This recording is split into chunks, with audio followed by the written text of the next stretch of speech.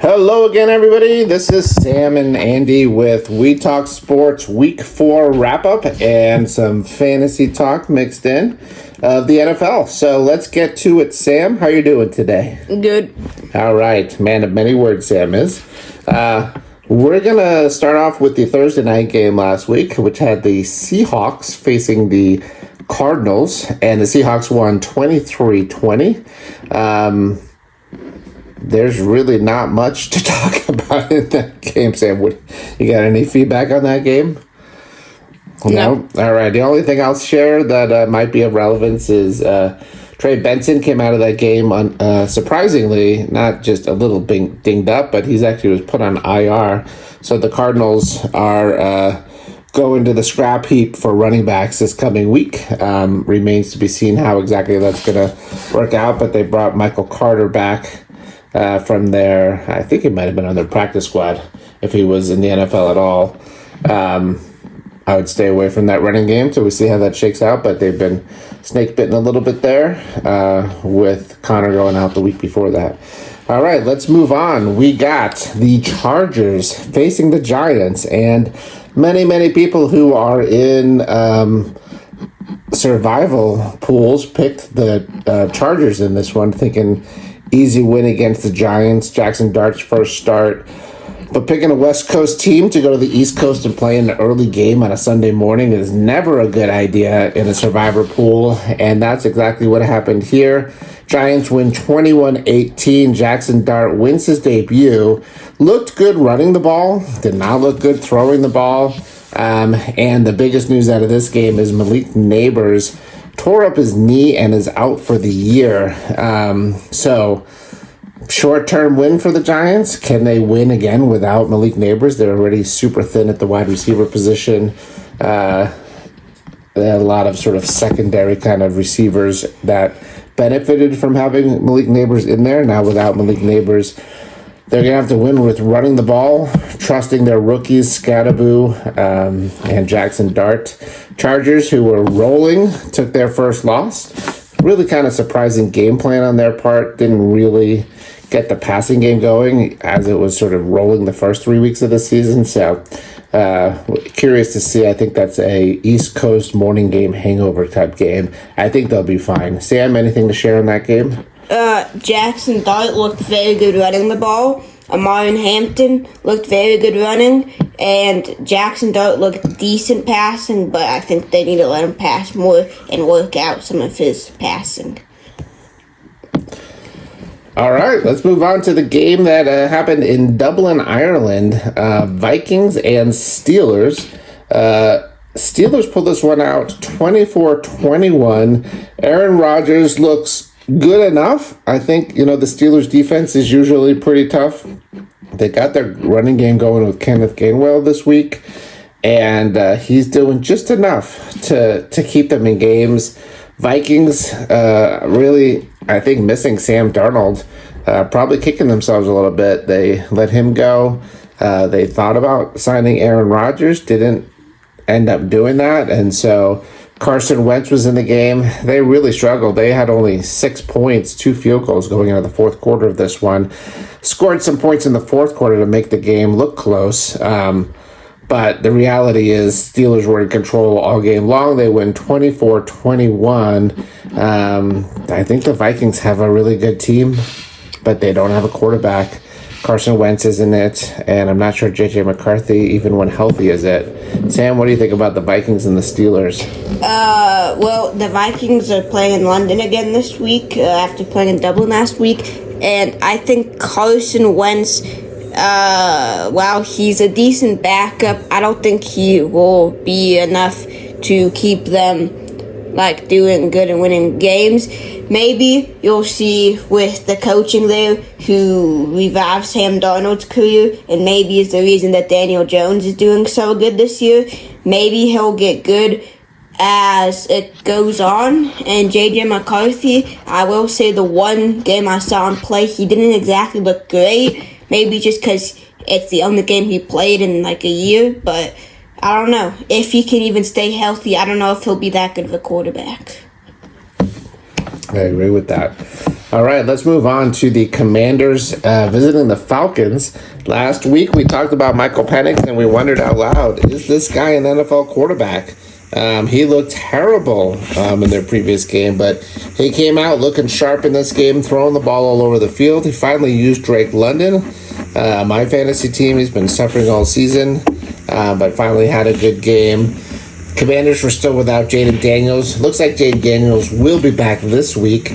But Falcons with Michael Penix rolling. Drake London had a good game. Bijan Robinson had a great game.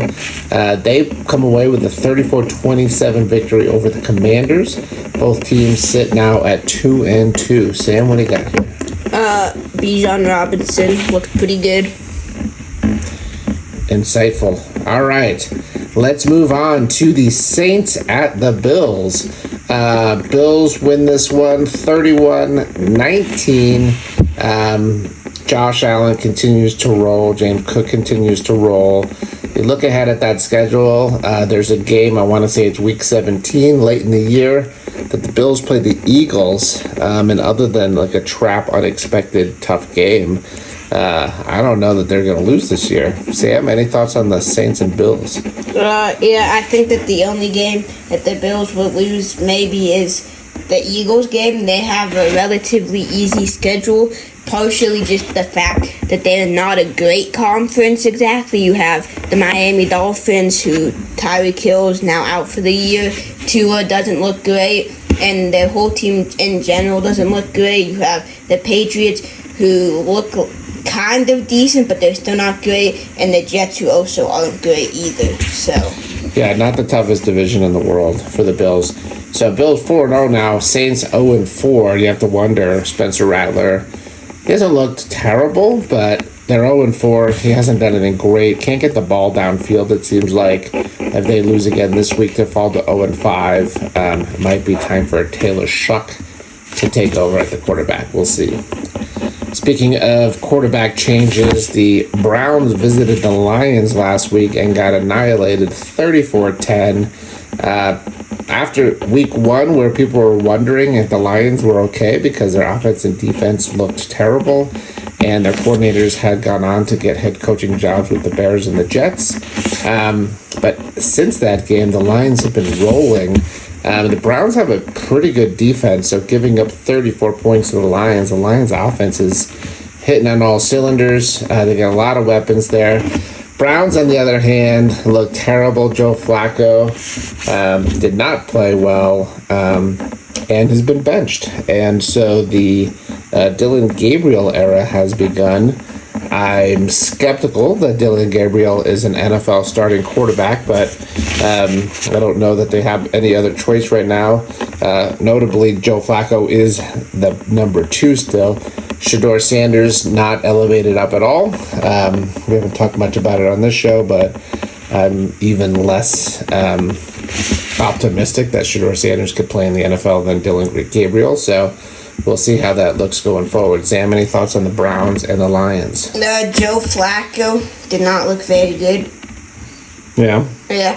Is that just a general knock on his physical appearance, or no, his play? He threw, I think, 3 interceptions that game, and did not very good. Yeah, and the Lions defense looked really strong.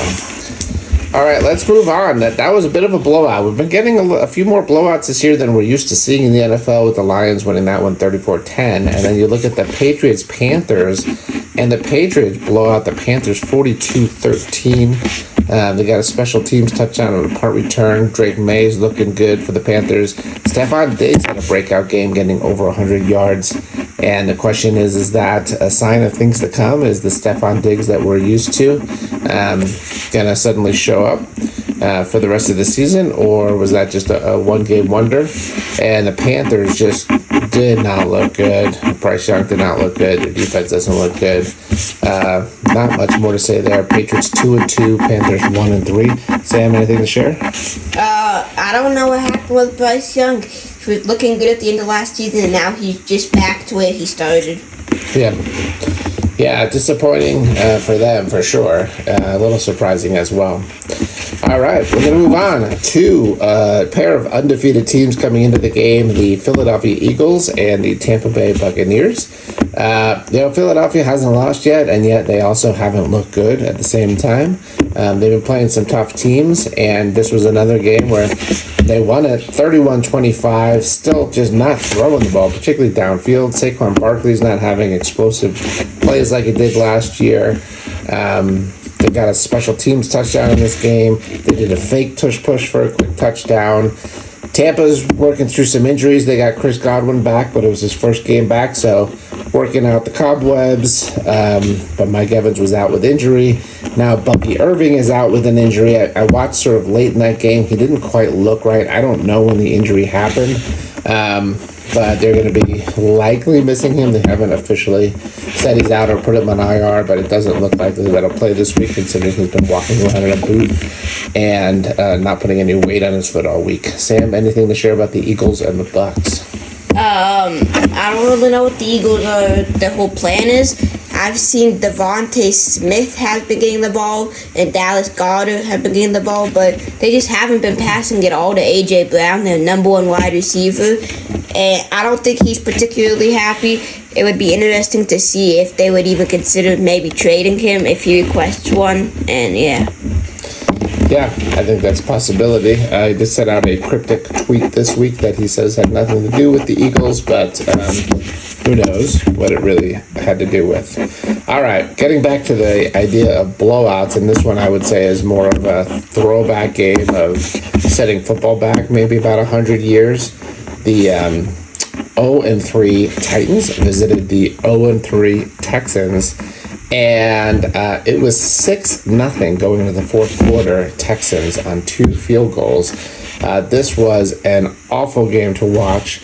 Texans ended up scoring 20 points in the fourth quarter to get the shutout, 26-0. Cam Ward era in Tennessee is not off to a good start. They don't seem like they can do anything offensively. Texans, I don't think, are a particularly good team, but when you play the Titans, maybe that's what makes you look good. Final score there, 26-0. Anything to share there, Sam?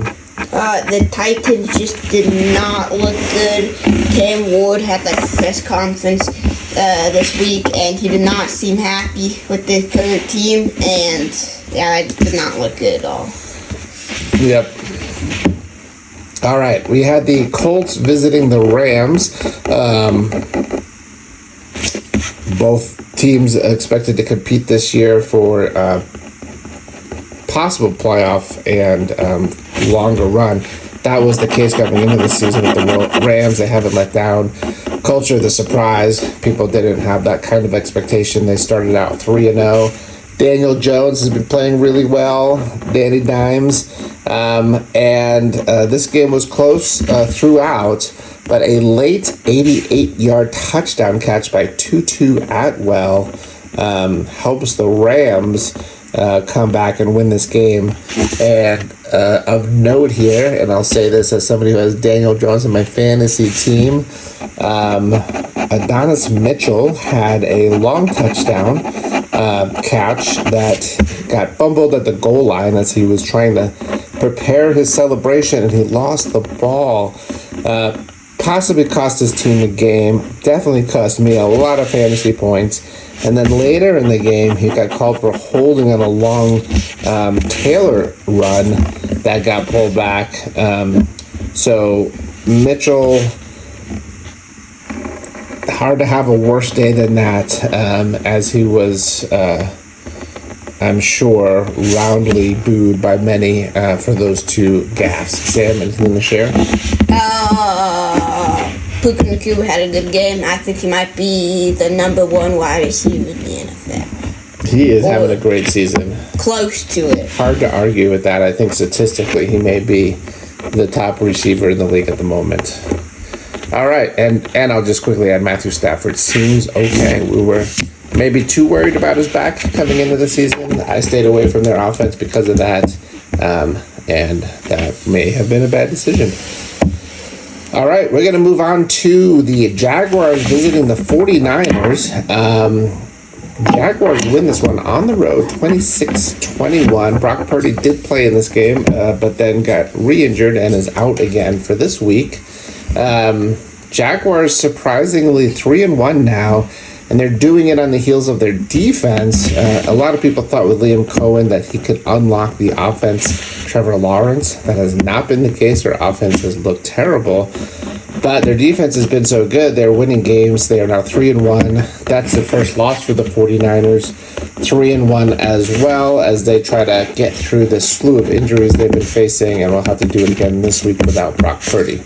Sam, any thoughts on the Jaguars and 49ers? No. No? All right. Deep thoughts by Sam. All right, let's move on to the Ravens at Chiefs.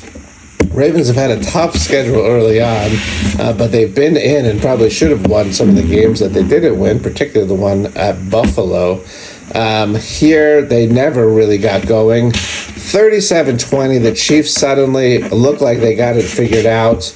They improved to 2-2. The Ravens look completely lost. Derrick Henry, this may be it. Everybody sort of kept saying, I can't believe he's still so strong with his running as he's getting older. Well, he may have hit the wall here. And much bigger concern for the Ravens, Lamar Jackson got a hamstring injury, didn't finish the game, may miss a few weeks. He's definitely missing this week. And so the Ravens at 1-3 and Lamar Jackson out with an injury, their season has quickly fallen off the rails. I don't know if they're going to have time to turn it around. Sam? Well, Derrick Henry has had some issues. Lamar Jackson's hurt. They think that he may not come back until after the bye week. And yeah, pretty much it. All right, let's move on. We have the Bears and the Raiders in Las Vegas. And the Bears come away with a 25-21 win that ended on a blocked field goal. The Raiders were going for the game-winning field goal. The Bears blocked the field goal to win the game and get away with a big road win. Moves them to 2-2. And they're kind of an exciting team to watch. Ashton Genty for the Raiders looks like he's finally got things going. But other than that, the Raiders don't look very good at all. They're now 1-3. Anything to share, Sam? Well, the Ashton Genty looks pretty good. I believe this was the first game where they let him have back his stance where he just stood straight up, and it looks like it paid off. All right. Well, we finish on maybe the best game and maybe the worst game all at the same time. It was the Micah Parsons revenge game visiting the Cowboys. Monday Night Football. This game went into overtime after a crazy fourth quarter where both teams scored back to back to back, especially the last couple of minutes of the game. Sorry, that was a Sunday night game. I said Monday night game. Back to back to back. Fourth quarter scores between both teams. Bit of a slugfest, shootout. Get to overtime. Both teams kick a field goal. Game ends in a tie, 40-40. I'm not sure what else to say about that one. Quarterback for the Cowboys, Dak Prescott, continues to look good from a fantasy perspective. Pickens had a couple of touchdown catches. He's stepping in for CeeDee Lamb's absence, much to my dismay, because I released him early in the season before CeeDee Lamb got injured. I thought he'd be too much of a second fiddle. He's clearly their number one. Romeo Doubs for the Packers had a huge game with multiple touchdowns as well. He had 3 touchdowns, I think, Sam. But 40-40, I just can't believe there's ties in the NFL. I really wish they would do away with that. Maybe I didn't originally like the college overtime rule, and now if it's grown on me, I kind of wish the NFL would go there. Sam, what do you got about the Packers and the Cowboys? I think the NFL should remove ties. How should they handle it? I think they should have the college where you go until someone scores. Basically, I think what they should do is each team gets like a drive to score, and after that, it's just first to score wins. Yeah, I mean, in the college rules, you don't have to go the length of the field. You start off in sort of field goal range. Each team gets the ball, and after each team gets the ball, if it's still tied, each team gets the ball again. And they start making you do 2-point conversions on touchdowns. Usually is exciting, doesn't take forever to do, and you get a winner. And you got to have winners in these games. And go there, spend all that money, all that time watching a game, while the players spend all that time playing the game, and nobody wins. That's not really a satisfying outcome. So we got to do better than that. All right, let's move on to the Monday night games. This was one of those 2 Monday night game weeks. Jets at Dolphins. Both teams were winless coming into this game. Both teams were not looking great. They had their moments. Jets in week 1 against the Steelers with Justin Fields looked really, really good. They've looked terrible since then. Dolphins have slowly been looking a little better each week, but still not looking great. Justin Fields ended up having a monster fantasy game again, not because he throws the ball well and got a ton of passing yardage, but he did get a couple of big plays to Mitchell, who's really his only receiver. Dolphins, however, lost Tyreek Hill to what looks like a really bad injury. I said Mitchell, I meant Garrett Wilson. Yeah, Sam's quietly correcting me. Just say it out loud. I'm getting old and I forget people's names. All right, Garrett Wilson is the guy that Justin Fields throws to. He's the only receiver, really. Breece Hall's actually quietly having a good season, and I actually wonder if they're going to trade him. At 0-4, going nowhere, I could see him ending up on a team like the Chiefs, and that would be dangerous for the rest of the NFL if he ends up on the Chiefs. Dolphins losing Tyreek Hill for the season. He had that knee injury, but they did get the win here. So one team had to walk away with a win, unless, of course, they tied, which happened in the Cowboys-Packers game. Thank goodness there was no tie here. Dolphins win 27-21. Jets are now 0-4. Sam, what do you got? Dalen Waller looks decent. Tyreek Hill's injury looks pretty bad. I don't know if he'll ever be good again. And yeah, that's pretty much it. Okay. Last game of the season, but Bengals visiting the season of the week. Bengals visiting the Broncos.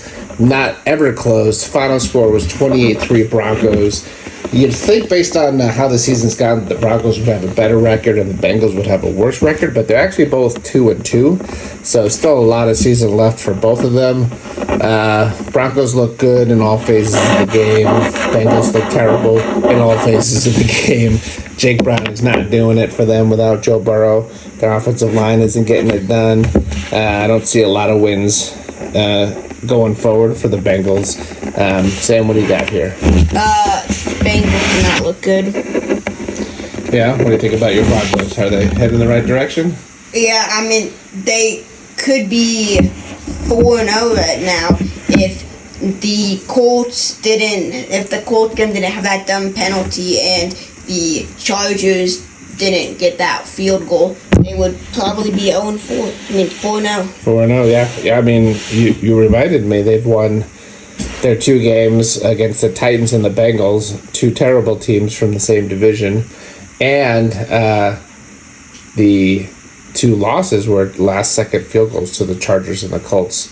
So, yeah, I think the Broncos are probably better than their 2-2 record. The Bengals are worse than their 2-2 record. We'll see how things shake out. Well, that's a wrap on week 4 for Sam and Andy. This is We Talk Sports. Glad you stopped by for a listen, and we'll be back again next week.